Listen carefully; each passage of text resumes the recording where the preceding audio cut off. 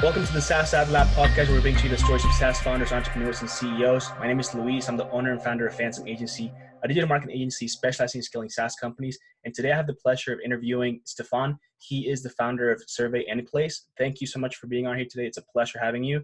And to start off with, why don't you tell us a little bit more about yourself? Yeah, sure. Thanks for having me. So my name is Stefan. I started Anyplace like 6 years ago, and before that, I am from an educational background. I'm an engineer. I studied mechanical engineering, but then went on the job more into computer engineering. I worked in IT in a major Belgian bank. Mm-hmm. Then afterwards, I got in consulting, like in companies like PricewaterhouseCoopers and CSC. But then I wanted to make something myself, like a piece of software, and in the same time that was the 2008, 2009. It was the advance of SaaS, software as a service. So it became easier to make software and to host it, because you didn't have to buy servers and all that stuff. Mm-hmm. So that's after like 15 years in a normal job, let's say, that I decided to quit and to start something myself. Uh-huh. And that's very unique, and because you mentioned that you wanted to start something, not that you had, a problem with something that was out there and then decided that you were going to build something around it. So I'd like to know a little bit more about how that transition kind of happened, right? So you were working somewhere and you already knew that you wanted to build something, but you didn't necessarily know what it was. How did you come up with the idea to create Anyplace? Was there a specific event that happened where you were dealing with something and you noticed it, or was it more of you going out and doing market research on what could have been, a good product to bring out into the market? Yeah, it was more like the second, basically, but without the market research, because I'm an engineer, and when we start just building something without market research. Whether that's right or not, we can discuss about that. But I wanted to experiment and also train myself, because if you're working for 15 years, I wasn't at management level, so you lose the real technical skills. So technology had changed in all these years. So I wanted just to make something to train myself, or to familiarize myself with the new technologies. So without really knowing that this was going something that business really wanted to buy. So what I did was, it was also the let's say the first day of the iPads and tablets, and so it was around 2010. I created an application to make quizzes on tablets on the iPad. Basically, first I did it for my daughter's birthday, and to make a quiz about her with pictures, and so really nice. And then afterwards I decided to make a website or web application, basically website and web application, that people could do themselves their quizzes via the web application without having to program. That you could just enter the questions, and the quiz was displayed on the iPad, which was really nice. I mean, it was a basic application, but it worked, and it gained some traction, not only from just consumers, but also from companies. Like I remember, we had someone from AT&T, like the telecom company in the US, also Verizon Wireless, another telecom company. I mean, they don't use it, at large scale, but they used it actually for their employee events, and they give some nice feedback. So then, that's good to hear. And then slowly we begin to discover what the customers really wanted. And then basically, the first name of the product was Tablet Quiz. And then we transitioned into Survey Anyplace, which was more mobile surveys, but also quizzes, and like a mix between quiz and surveys. um, something that we saw that was really really in demand, to be an alternative for the traditional boring surveys or surveys that were perceived as boring. So that's very cool.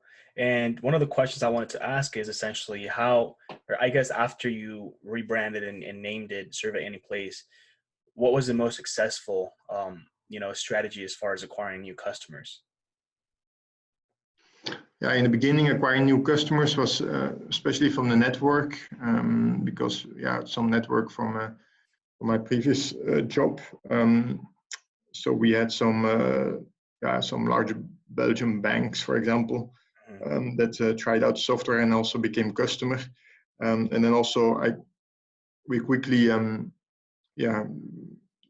teamed up with my partner, also Mark, and he had also a commercial background. So also via him, we've achieved some or acquired some customers. But then in the second phase, of course, I mean, your network is comes to an end at a certain point. Right.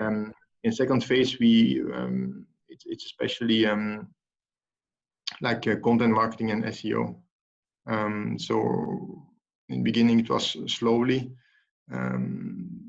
but when you do it long enough and then you're persistent enough, then it's really a nice flow of new leads every month.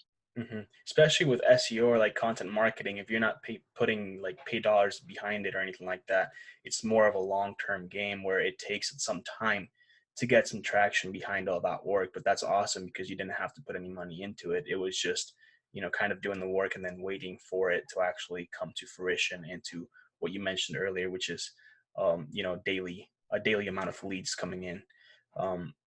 With that being said, what's essentially, because you're mentioning, a little bit more of an enterprise level customer, is that the like would you say that that's your perfect customer, more bigger companies, or are you seeing that more SMBs are also using Survey Anyplace?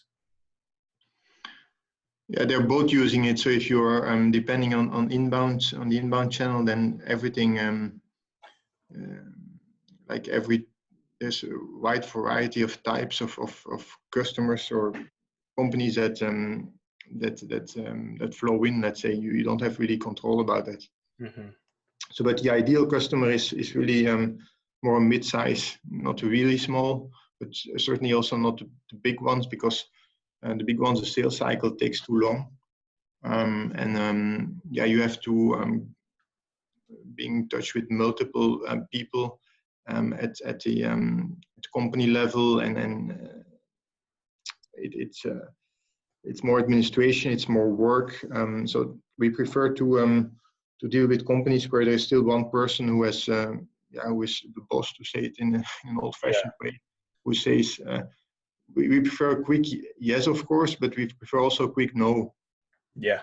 If it doesn't need it, then no, and then we go on to the next one. And that with size companies, you can get it easier and quicker than with large companies.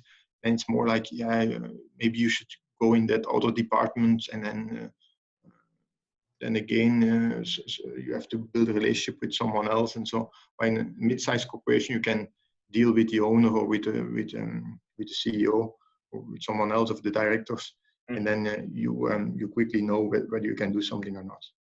Right. So that's our ideal customer.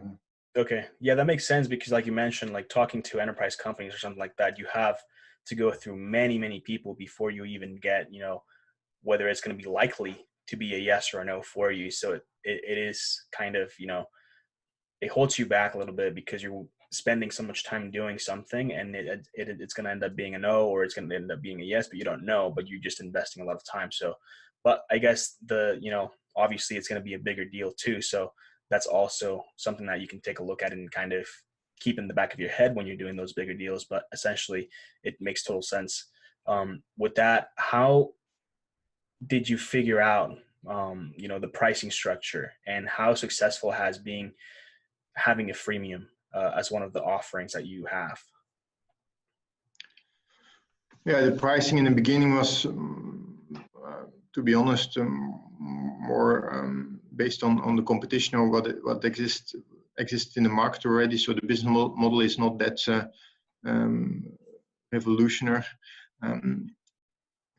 We differentiated more like with the features, like we had like offline special mobile capabilities. It looks really nice, much nicer as the other solutions out there in the time. We have also like gamification features like scratch cards and so.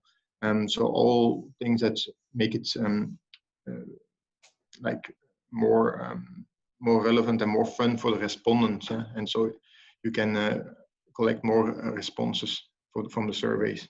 Mm-hmm. So, but for the pricing, so we based on the competition in the first stage, and then currently we released some higher pricing plans or higher tier plans, and there we just experimented because these are prices that are not mentioned on the website. So it's just a contact sales button.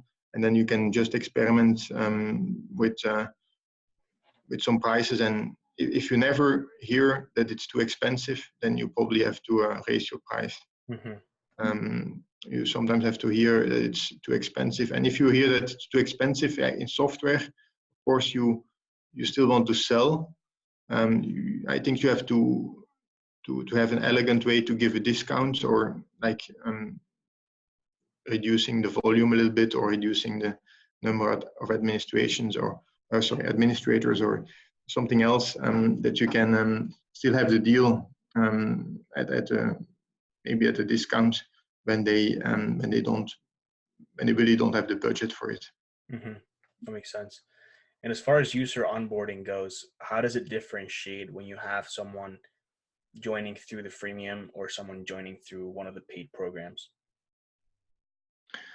Yeah, the freemium, so we have the free plan, but the free plan is only 20 responses per month, so you cannot do really large scale, even mid-scale surveys with it. The free plan is really just to test.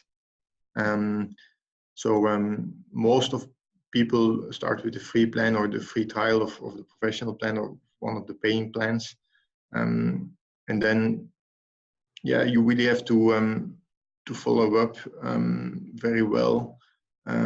We don't have lots of automation for that yet. It's mainly manual work. If we see that someone is in our segment, in our buyer, close to our buyer persona, we do our best to follow up, to help them. We have really good customer service, I may say it, because we are really responsive, because I work with a lot of other SaaS companies also. I mean, better known SaaS companies like Intercom or Recurly or Zapier, but they never respond that quickly as we do. So it's a question to follow up very well, and then they probably convert into the paying plans. Good. That's good to hear. And as far as, this might be a little bit hard to answer, but essentially at this point in time, if you look back into what you've been able to do, yourself and your team has been able to do for Survey Anyplace, what's one thing that you would have done differently if you could? Yeah, it's indeed not so easy. Like in hindsight, it's always easier to say, of course, but we were shooting a little bit too wide in the beginning. Of course, we were aware of that, but we always thought with the inbound that we would see that a certain customer segment would have higher traction or would be more interesting than another one. But it was not so obvious. We really had customers from everywhere, or from everywhere, from every segment, from every type of company, even non-profit and so. Well, we quickly figured out that non-profit was not our thing, but it was also easy to just from the inbound to determine which segment is our ideal customer. Mm-hmm. Then Yeah, we struggled a little bit with that. First, we target more like people from marketing agencies, and afterwards more education, like training managers at corporation. So it took a while before we had figured out who was our major target, major like ideal customer. Perhaps, I mean, with some methods that we know we currently now know, like better customer interviewing, better customer development, and we could have done that much faster. Mm-hmm. Okay. And would you say that's been one of the most challenging things that you've had to overcome throughout, building the product? Yeah, certainly, because we it's a bit between science and emotion. There's maybe not a really clear method for that. For other companies, it might be immediately obvious Mm-hmm. that this is the one, and the other one is not good because it's not profitable or another reason. But for us, it was not the case. It was always like hesitating, and we really didn't have a good method to decide which one. And then if we went more to one direction, then there came another interesting one from another segment, and then we were thinking, okay, we should not leave that on the. If you don't take him, we leave money on the table. Yeah. But then you do one more feature for that one, and then you know how it goes. That was really different, I think. Mm-hmm. Absolutely. And as far as the roadmap and the future of Survey Anyplace, what is the number one thing you're currently working on, as far as whether it's features or just one thing that you're really, focusing most of the time on? Well, now we have just released a new feature. It's more than a feature; it's almost a product on itself. So basically, for the evolution, because we exist already for more than 5 years. In the beginning, it was more like customer feedback surveys, and the differentiator was that we have make it a good experience, a great experience for the respondent, and by doing that, we collect more responses. Mm-hmm. Great experience is like the gamification and the fact that it looks nice, that there is interaction, and so on and so on. And now we still do that, but we have moved more towards personalized results inside the survey or inside the questionnaire, and also afterwards, and more towards instead of customer feedback. I mean, we still do that, but also lead generation and assessments. So, for example, you put a questionnaire on your website to ask a couple of questions to the prospect, and then you give them a recommendation.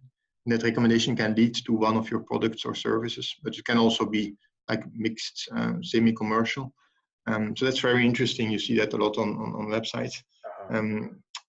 It requires a little bit more complex surveys or questionnaires, like with logic and so that depending on the question or on the answer of a question, a certain result is given. And that's more like our way forward now. And we just released something new called Reporter, and that's the capability to generate an individual, like a personalized PDF report after the assessment. Okay. We are really the only one now that combines like the questionnaire creation and the PDF generation in one single tool. Alternatively, you have to use Zapier and then other tools to link it, but it's quite a hassle. I mean, we know it because we have done it for customers before we had this solution. But that's certainly the way forward. It's like, in fact, you can see in marketing, there's two main streams. There's a stream more like towards content marketing. Instead of drink Coca-Cola, you say, okay, you create content around Coca-Cola or your brand and to convince people. And then secondly, you have the trend towards personalization. Like you use data that you have from your audience to personalize the message. Uh-huh. What we are a little bit at the crossroads. I mean, we apply those principles on surveys or questionnaires, And how can you make a questionnaire personal? Like by using the answers on the questions, give personalized content. For example, we have Capgemini is using our tool to make an IT security assessment. Okay, you enter you answer a couple of questions, and then you get a maturity level. Like you have 4 out of 5 in terms of maturity, and here is how to go from 4 to 5. These are personalized recommendations. That's really personalized content marketing, and I think that's also the future, not only for surveys, but for marketing as a in a broader sense. That's very cool. What is the? I agree with you. I did want to mention that, content marketing is huge, and I think it's just getting better. You see a lot of companies adding personalization. I'm not sure if you're familiar with Instapage, but they've been putting a lot of behind that on their pages to essentially make their landing pages more personalized to whatever audience you're sending it to. So for example, they use different psychographics and things like that to really make that landing page that you're going to be landing on speak to you on a whole different level, which I think is super awesome and very interesting. And it also makes me wonder, what people are going to think essentially when you see all these things about data breach and all and whatnot. Some people really like it, and I personally think that it's awesome. I think that I would like to think that most people enjoy it because it's sending you something directly for you, and it's more about you than the product and things like that. Whereas if you don't do that, it could be very generic, very off, what it's actually the truth. So I think most people like it, but I think there's also going to be those people that think, how do they know all these things about me? How are they able to do all this, based off of just data and stuff like that? So I can see both sides of the story. But I definitely think that most people are going to be more drawn to it than what we're looking at now without personalization. So, yeah, especially in content, in content, you have like this long form content, and so that is really popular now. And of course, I mean, it's good, and it's but it's like reading a book or something, a long article, or some let's say 35 tips to increase conversion or to improve conversion on your website. But I just want to. I cannot do the 35 all at once. So I just want to know the 3 or the 4 that are really that will have an impact for me. So it's a task of the marketer to select only those 3 or 4. And okay, maybe I have to take some questions or give him some more information. But then I'm willing to do that if in return I get this specific or this information that is specifically tailored for me. Right. Absolutely. And as far as the sales cycle for you, what does that kind of look like? Do you have a in-person sales team that kind of takes on new leads, or is it all pretty automated? They just have to go to the website, select freemium or whatever plan they have, and then the onboarding goes on in a very, very automated way.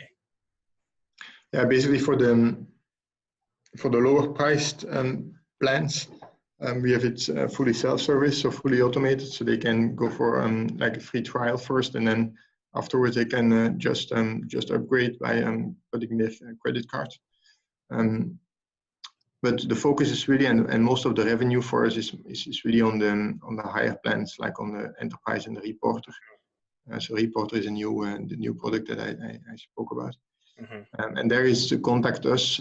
So then there is an email sent to our to our sales department, and it's inside sales basically. And then the goal is to book a demo, really, to book a demo, and then to do a quote. And then after the quote, they accept, and then we just set up the plan. But it's all very. I mean, it's semi-automated basically, in the sense that, I mean, yeah, if the quote is I mean, if you have done it once, you can reuse it.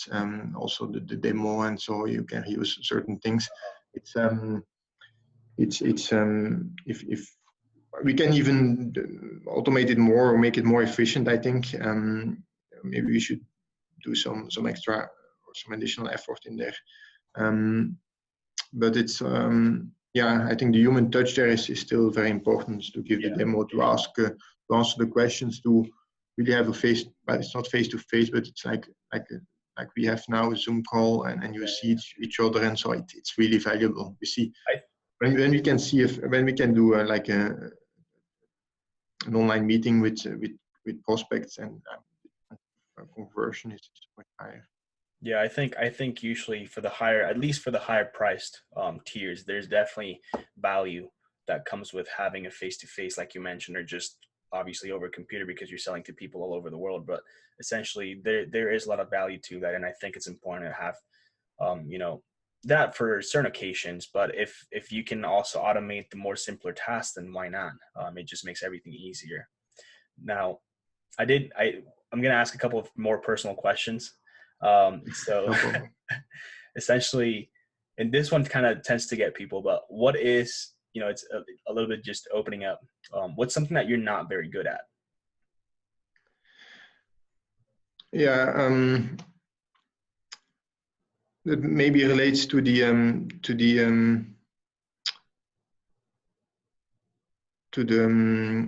challenge that we had to focus on one specific customer segment. So I'm probably not good at making like hard decisions, or decisions and then not coming back on it, not a decision that cannot be turned back. Mm-hmm. So we and maybe that holds also for my business partner. So we left the options open, and then of course, I mean, you can always argue whether if you would have taken the good decision, then it would be better, of course. But yeah, I think being able to decide quicker and more firmly could have helped in the beginning. Mm-hmm. Yeah, and then I mean, you know, it's hard making those hard decisions, and it definitely, you know, it takes, what do you call it? I can't think of the word, but it takes a certain thing to make those calls and stuff like that. So it's definitely understandable, and I think I struggle with that sort of thing too at times. So it's definitely something that I'd like to work towards a little more. But yeah, it's always nice learning a little bit more. You know, I feel like you always hear people, especially nowadays on social media, talk about themselves and all the things that they're good at and whatnot. But I think it's important to also be vulnerable at times, because it puts you in a position where you don't have any other option except for trying to make that better. So that's the reason I do this, is to kind of get, you know, the people on here to open up a little bit and get it out of themselves, to know what it is that, you know, they are struggling with, or what could essentially be something that helps them become better. So now it's kind of like the opposite. You can let the ego talk a little bit, and essentially, what is something that you're most proud of? What has been your biggest accomplishment? I think what I'm good at is, it's also from my previous jobs, is like discovering the needs of a customer, and to offer really a tailor-made solution for that customer and for that specific problem or challenge that he or she has. So that's really what I'm good at, and what we also are good at as a company. And often it's the case, of course, in the beginning, the qualities or the mindset of the CEO, they flow down in the company. I mean, we are not that big yet, so so everybody sees it, and they're going to act in the same way. So that's something that I'm really proud of, and also that I think is a major differentiation towards the competition. That we still can, let's say, 90% or 95% of our product is standard, and then 5 to 10% is customized. But that customized part really makes a difference. It's really the outside. It's the thing that the customer cares about, especially if the customer is a marketeer. So then, I mean, it's important to have it really according to his own brand or his customer's brand. So that's really something that we are that we can do really well. For example, also if a customer asks for specific data visualization or something specific change, like with SurveyMonkey or Typeform, you cannot do that. They will say, here is a product and you have to use it. But with us, we can always find a solution. I mean, always, not if the requirement is too exotic or too far away from our product, then of course not. But mostly we can find a solution and customers appreciate that. That's great.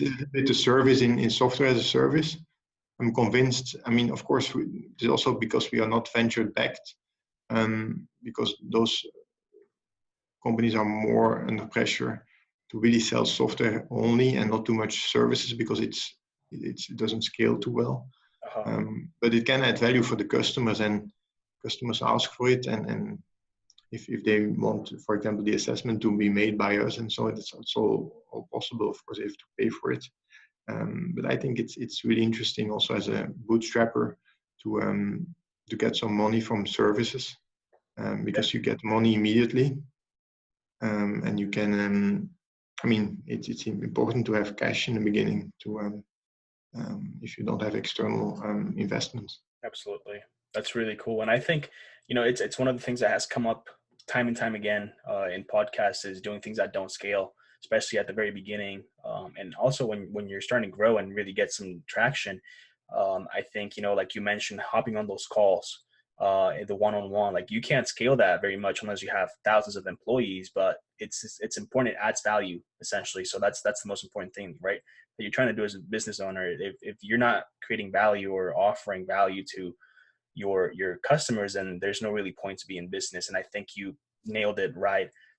And you mentioned that essentially it's a key differentiator from like Typeform or SurveyMonkey, and they're not going to be able to do that for you. And that main reason is maybe why they're staying with you instead of going with a different company. So it does make a difference. And I think even though you can't scale it, I think it's valuable to be able to provide that sort of thing, especially if you can also get additional cash right away from it that you can use for a million other things. So that's really cool. Now, as far as, and we're getting kind of close here to the end, so I'm just going to go through this couple last questions. What is one SaaS company that you look up to that you just absolutely love? What they've been able to do, the service that they provide, their culture, and so on.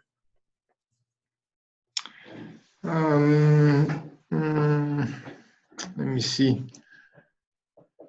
It's not so easy because like the big ones, like the MailChimp or Intercom likes, I look up at them, but at the same time, I think they're grown too big that the personalization is gone. Like, I had recently an interaction with Intercom and was not so impressed about their customer service. While I mean they stand for customer service. So I think let me check. Like for example, Mailshake of Sujan Patel. Yeah, I think that's one that is still it's already quite big, but it still has the the things that we also have, like the more customer intimacy, and also good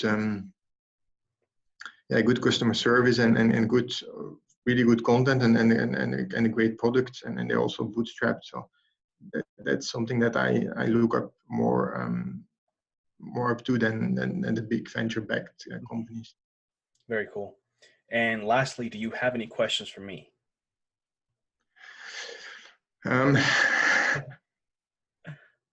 What you, because you're doing these interviews, we're always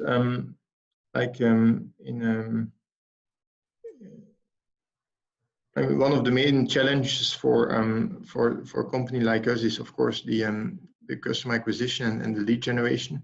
And we but of course it depends on the value of the customer lifetime value of your product, which channel is the most interesting. But with our new offering, we are going now a little bit higher, so we are looking at new channels now that are more expensive, but we are not really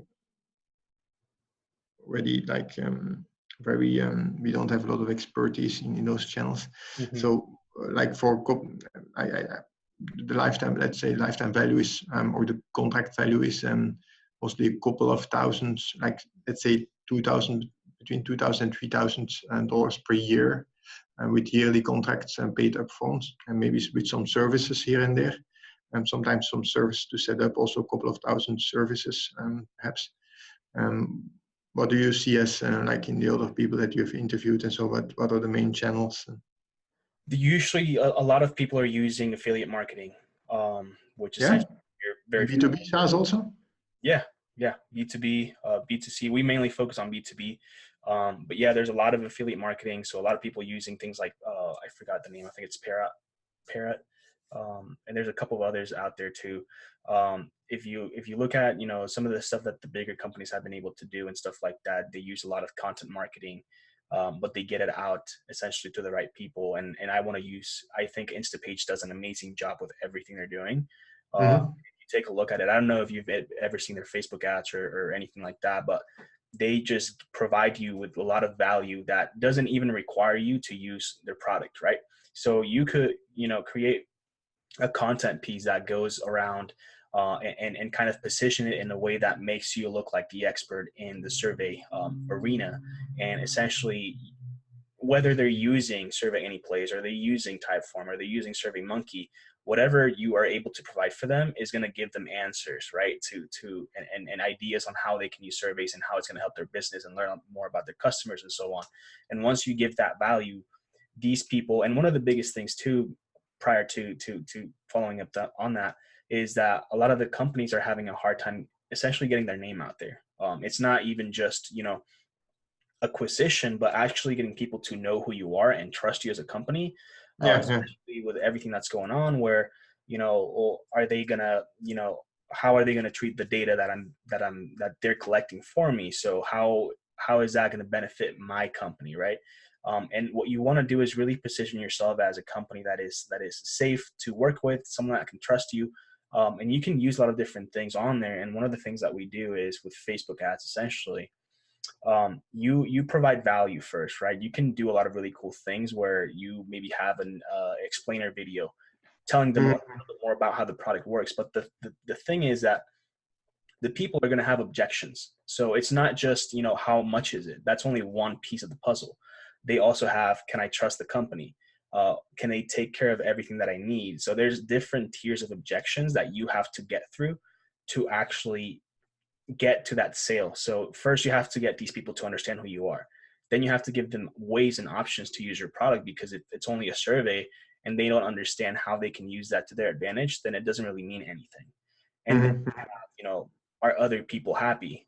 So that's when you provide them with testimonials, and you can do that sequentially, where first they watch a video of you talking a little bit more about Survey Anyplace and how you've been able to help companies. Then you give them content. Once they watch that video or have seen that piece of content, you give them another piece of content that goes over ways to use it for their advantage. And then once they engage with that, download a PDF, a white paper, whatever it is, you can actually follow up again with an incentive, or maybe not even an incentive, but just, some sort of a stronger call to action that actually gets these people to want to use your product, because they already know who you are. They know people trust you, and they know ways to use the product. So there's really one more objection, which is the price, or maybe it's the right time to actually get the product. So you're just kind of driving them down this funnel online, where you're teaching them more about your company, what you're able to do, what kind of content you can, or what kind of solutions you can provide. And then if that's still not enough to get them to purchase, then you say, okay, well, here is, a 10% discount for your first month, or an extra month off your trial, and so on. So it's really ways to just get people to trust you and understand how Survey Anyplace is going to bring value to their company. Yeah, that's a good advice. Yeah. And then of course you have, things like search ads, essentially, where these people are already down the funnel, where they don't need to, they're kind of shopping around maybe, but they don't necessarily need to be, taught how they can use a product. They already know that they need it. They're already looking for it. So you're right there, kind of telling them what you can do for them, and how do you differentiate yourself from the other ones where they already know the solution and that they need it. Yeah. That's do you see some cold emails also as a tactic? Yeah, definitely. I mean, once someone, and there's been a lot of talks between, do you use gated content or do you not use gated content? But I think there's a lot of different ways to approach it. But yeah, I would say that cold emails are very, very successful, but also lead nurturing the people. So once they download a white paper without giving you any sort of information on them, you can actually, once they do that, follow up with maybe a piece of content that also has to do with the one that you already provided. And then on the second one, actually have them give you the information. So they're already like, they've engaged already because they got the other piece and they provided you with the information that you needed. And then you go into like drip campaigns and stuff like that are just going to keep providing value to the people. Yeah. Okay, nice. So that's a little bit of what we do. But thank you for being on here, Stefan. It was a pleasure, learning a little bit more about yourself, a lot more about Serve at Anyplace and how you kind of, grew this company and still growing it and some of the things that are coming ahead. Where can people find you online? So you can find me at I'm pretty active on LinkedIn, so they can just find me under my name. On Twitter, I'm on SDE77, but you can just find it by looking for my name also. And then on serveanyplace.com, that's our main website. Perfect. That's great.